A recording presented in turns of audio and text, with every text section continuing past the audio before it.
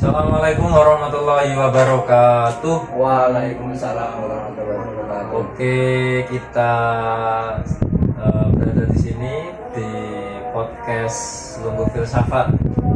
Saya sebagai promotor Muhammad Faiz Akbar akan memperkenalkan pemirsa-pemirsa sekalian dengan materi-materi kita pada saat ini. Silakan perkenalkan, Mas. Saya Muhammad Mujibur Rahman dan saya Asyik Herul Amri. Terima kasih Mas Mujib, Mas Asyik sudah mau menemani saya bincang-bincang filsafat di malam ini lah. Sebelum kita lebih jauh lagi, saya ada pertanyaan, Mas. Sebenarnya filsafat itu apa sih, Mas? Ya, filsafat itu sebenarnya tentang ilmu, tentang cara berpikir. Yang mana filsafat merupakan induk dari semua ilmu pengetahuan, dan ilmu pengetahuan itu berlandaskan pada pertanyaan-pertanyaan yang ada dalam ilmu filsafat itu. Berarti filsafat itu memiliki landasan berpikir akan ilmu pengetahuan, ya, Mas. Tapi ya, Mas, seberapa penting sih filsafat itu bagi mahasiswa kayak kita, Mas? Ya, menurut saya sih penting sekali, karena filsafat, di dalam filsafat itu kita diajarkan bagaimana cara berpikir kritis dan bagaimana cara memecahkan permasalahan yang terjadi pada zaman sekarang. Oh, berarti filsafat itu keilmuan yang mengajarkan mahasiswa untuk bernalar secara kritis, ya. Ada standar-standarnya. Bisa nggak, Mas, jelasin beberapa tokoh filsafat yang mungkin kalian tahu dengan pemikiran-pemikirannya? Ya, ada salah satunya Heraklitos. Heraklitos itu salah satu filsuf di era Prasokrates. Dia itu hidup di abad 5 sebelum Masehi. Dia itu lahir di kota bernama Efesus, yang mana sekarang itu berubah menjadi negara Turki sekarang. Ada nggak, Mas, corak-corak pemikiran yang mungkin bisa disampaikan ke pemirsa sekalian tentang Heraklitos? Heraklitos itu mempunyai 3 inti pemikiran. Yang pertama, Heraklitos itu meyakini bahwa api merupakan asas pertama dari persatuan dan kesatuan.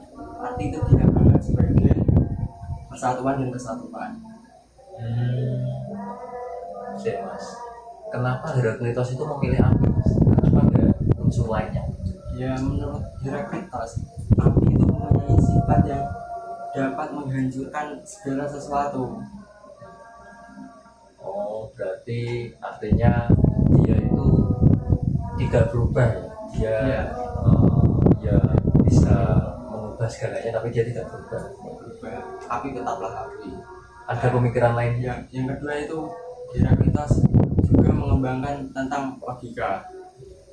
Dan yang ketiga, Heraklitos itu mengatakan pantare kai udo mene, yang artinya segala sesuatu itu mengalir bagaikan arus sungai, dan tidak satu orang pun dapat masuk ke sungai yang sama kedua kalinya.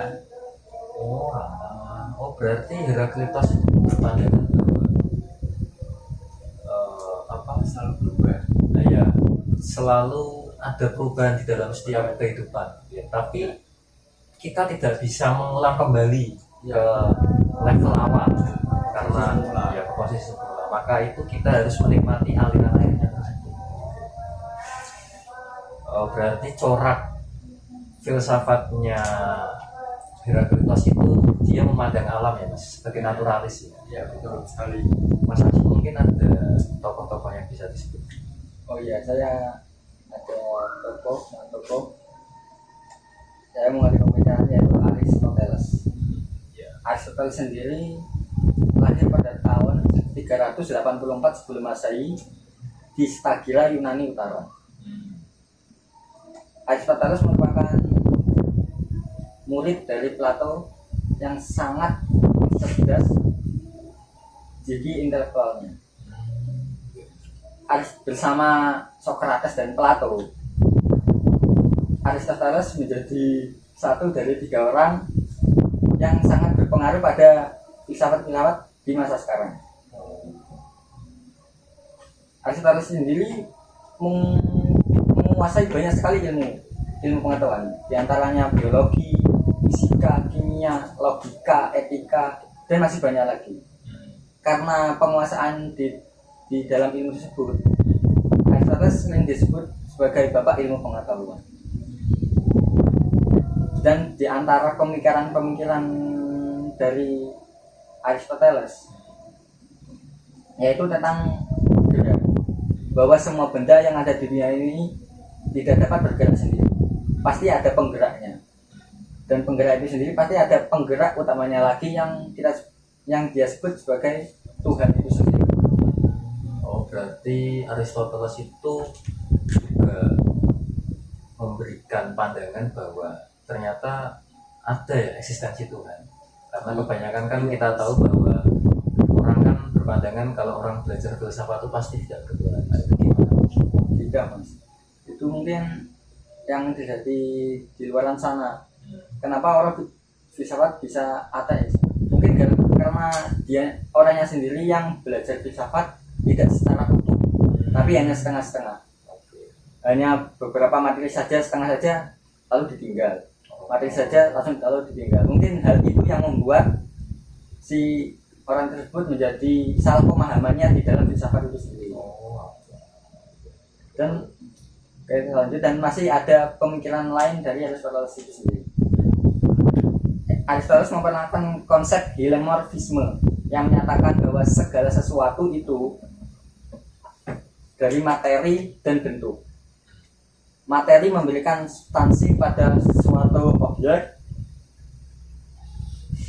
dan bentuk memberikan karakteristik dan ciri pada suatu objek itu.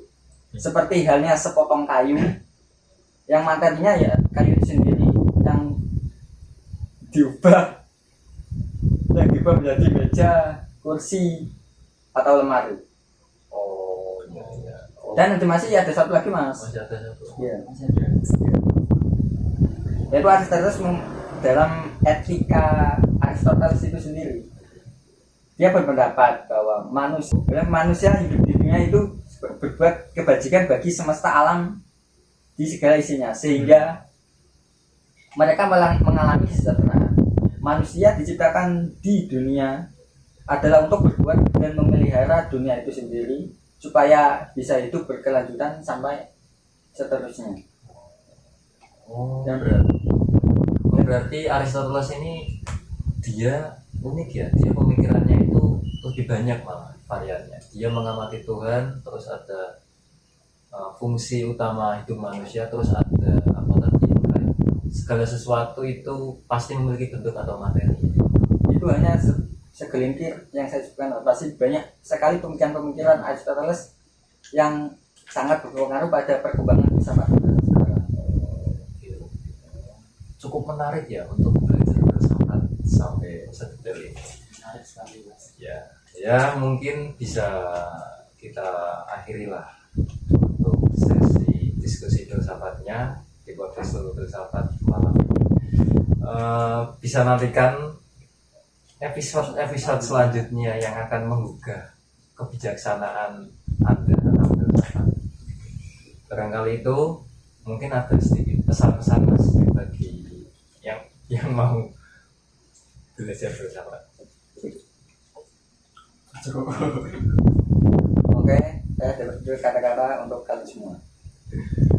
Ingatlah bahwa kita hanya hidup pada saat ini, dalam waktu sekarang. Jadi manfaatkanlah waktu sebaik mungkin untuk belajar ilmu pengetahuan yang lebih dalam. Oke,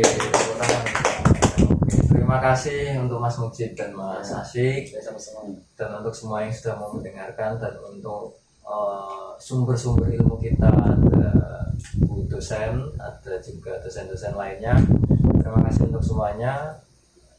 Akhirnya kami bisa membuat sebuah diskusi podcast yang mungkin hanya sedikit sumbangsih kita untuk filsafat di Indonesia lah. Tapi semoga kedepannya mampu memberikan kontribusi nyata bagi bangsa dan negara ini. Sekian dari saya sebagai promotor podcast. Apabila ada hilaf dan salah kata mohon dimaafkan karena ini baru pertama kalinya. Terima kasih. Wassalamualaikum warahmatullahi wabarakatuh.